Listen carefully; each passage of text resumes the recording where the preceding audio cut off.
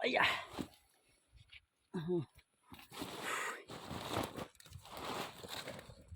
bây giờ cũng chỉ lừa nè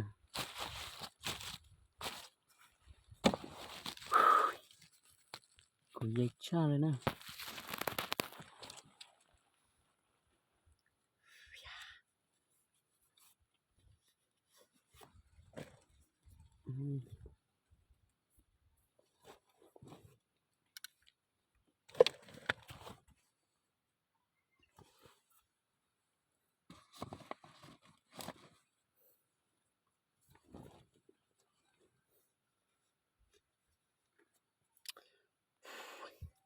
sát tắc cái cho lên nữa qua lúc chế thì qua sát cần gạo đấy nè đẹp thế hú sụt thôi rồi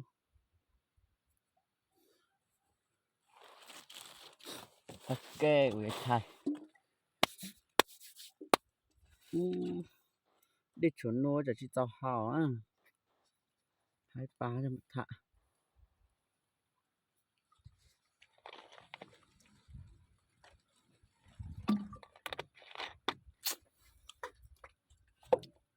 chạy với chị lừa nó rồi nè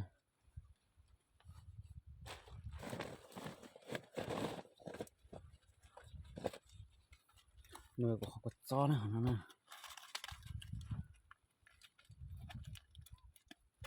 nó sẽ lịch tạ mà nó sụn bây giờ đây à bé chọn mông nó chỉ lo áo rồi mỏ nè chạy nè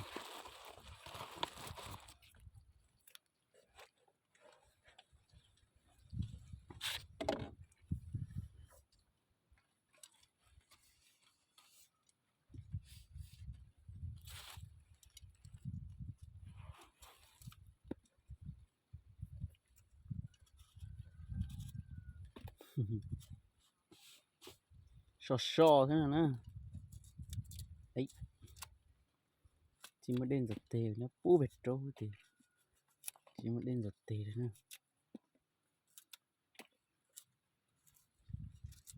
ha chạy tôi xị đừng nó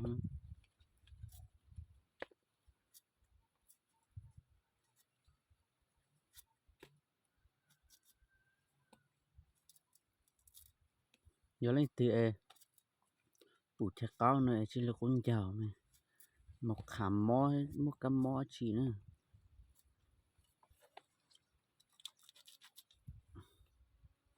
còn là giờ luôn non gai à uống nó tí mình chỉ là tí nữa ở dưới nó cao mình được cơ chỉ là con giàu này ba xem một khảo này uống cắm mó chỉ nữa rồi chả cao này lên chùa đúng không giờ có tới giờ tả này nhá kỳ tao tối cho trẻ nè nên cho chỉ mò hay bó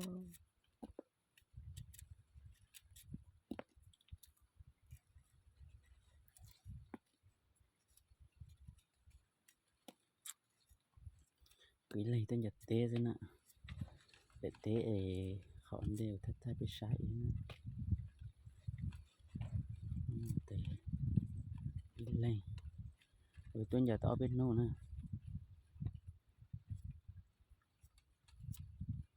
nó bọc bao nó rượu đó nó cái chuyện là chỉ cao rồi bọc bao cái nó cao kia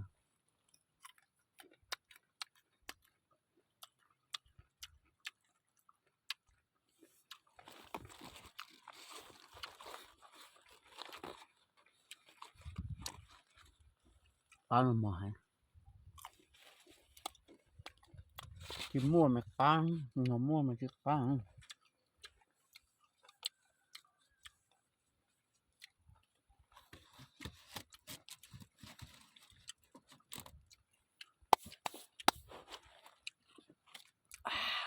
cầm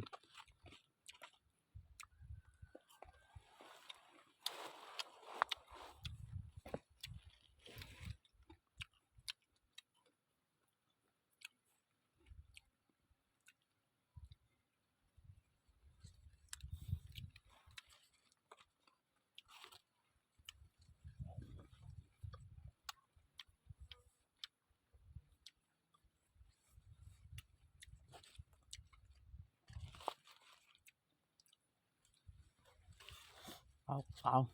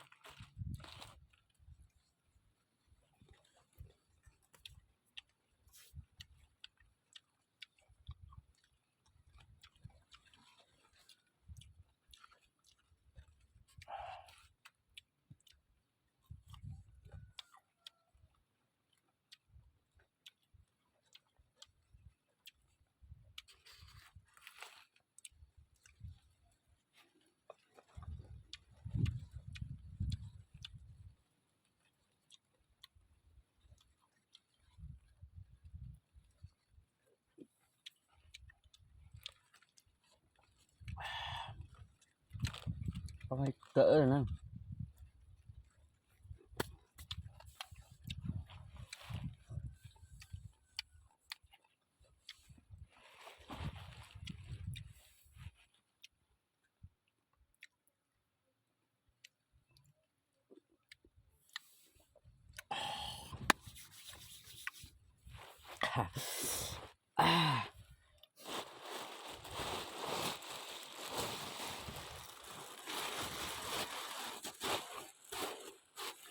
Đúng đúng cả. Làm nó có khó đó. Mặt hạ.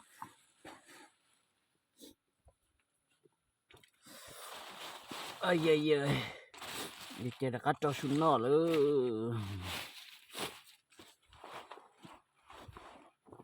Đâu mà mũ ple. Đúng sao. Ôi chà ta tao tao.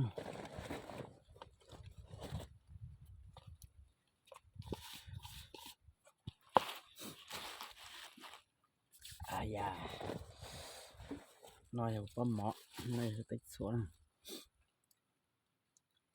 Sao mình ra sao chị chinh rồi. Ô mỏ lụ ạt ta.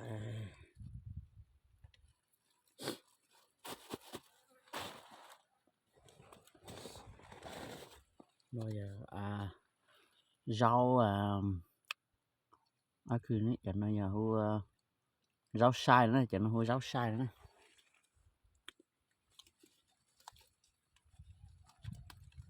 Ồ em nó trên đĩa chưa siêu lôi rồi.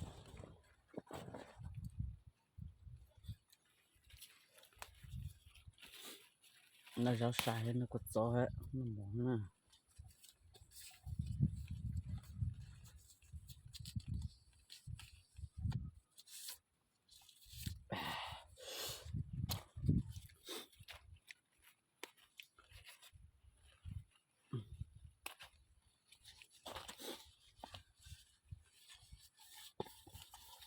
Ai ai ai.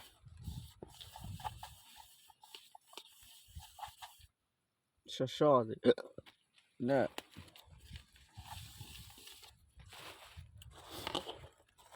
Ai da.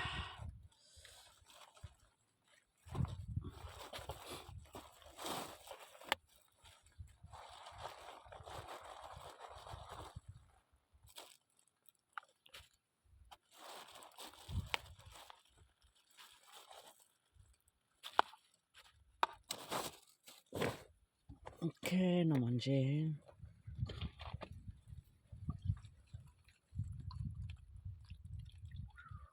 Sân chuột này plasun ha. Yêu à.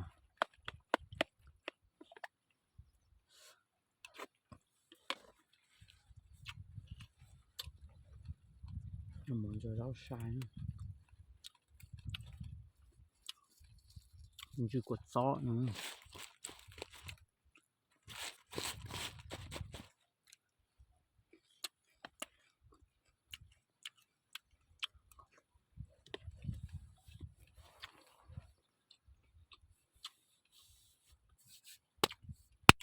Thun thuốc ba.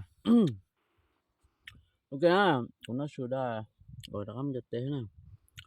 cái tiền ba sai rồi nó là ba lai sắp ra hết xe đó của nó anh bà với mà xin chế đồ mà cá cá